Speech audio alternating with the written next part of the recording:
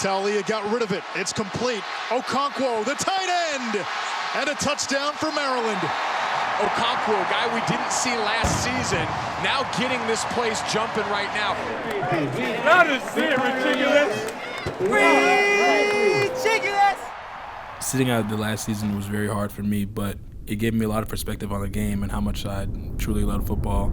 And going into this year, I have a lot to prove.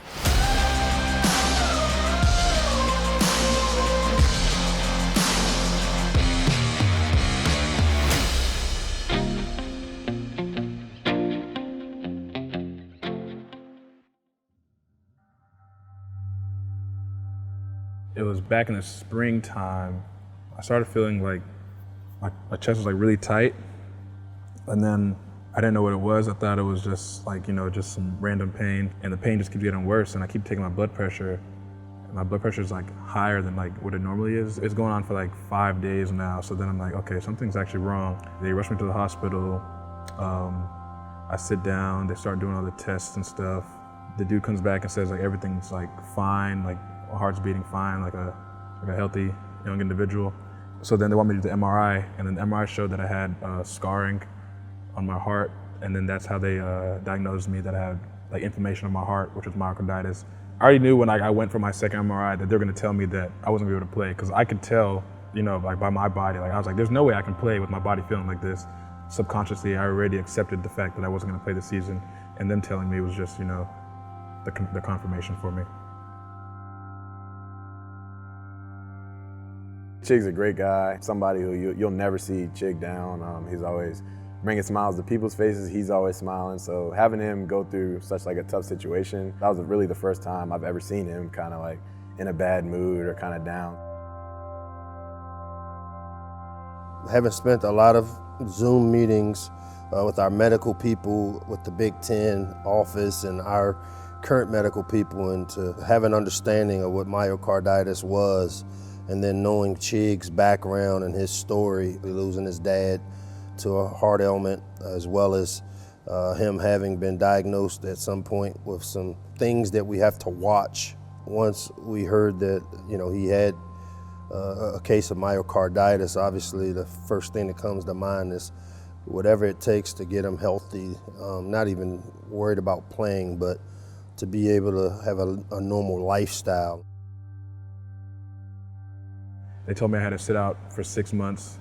It was really weird because when you hurt something, like you start doing rehab like every day, all that stuff. But mine was like literally the opposite. Like I couldn't do anything that was gonna raise my heart rate. The only way that it can heal is by literally just doing nothing. I couldn't even do minor workouts. October is when I had my stress test. I went to the hospital. They said it was good. There was no extra beats. Then after that, I did my third MRI. That's when the doctor prescribed me to start working back out with the strength staff, doing body weight stuff. It was really easy stuff.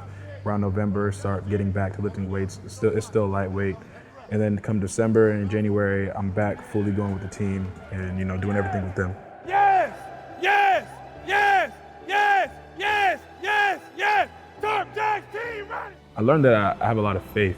There are certain times I'd be like, dang, dude, what if that was my last time playing football? But there's also something in my mind that told me I'm going to be able to get through this. I'm going to be back on the field. Hey man, welcome to the show. Welcome to the show. Welcome to the show.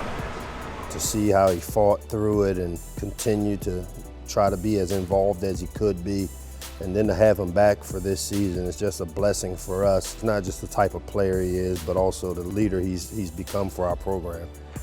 So, bringing the energy, making guys laugh, bringing smiles around. That's probably the way that I lead, leading by example and just being a hard worker, trying to be there for those guys, supporting them, telling them to keep going, keep pushing.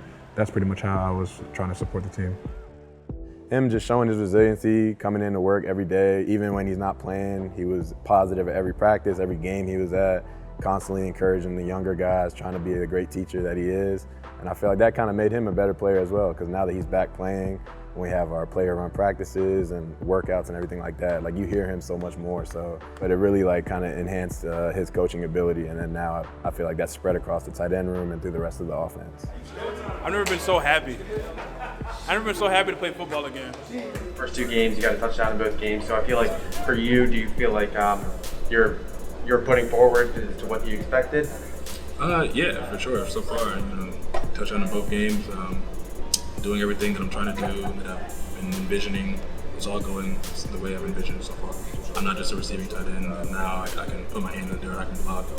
It's just, just all the work I put on doing it in the summertime and springtime, it's all coming to fruition now.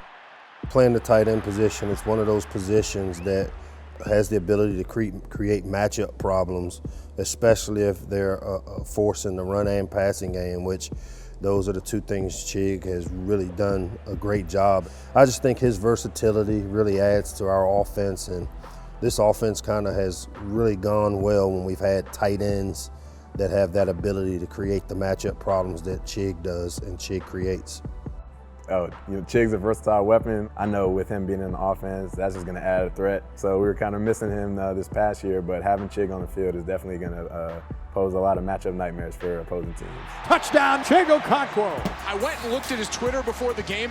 His pinned tweet at the top of his profile said, "I will be the best tight end in college football in 2021." Delivering on that today.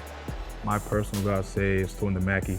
I believe I can win that award and be the best tight end in the nation. More importantly, our team goal is to win the Big Ten. That's what we want to do. I'm really loving the state of the team right now. I'm loving the culture. I'm really happy and really excited about what we're about to do this season. I feel like we can accomplish a lot of big things.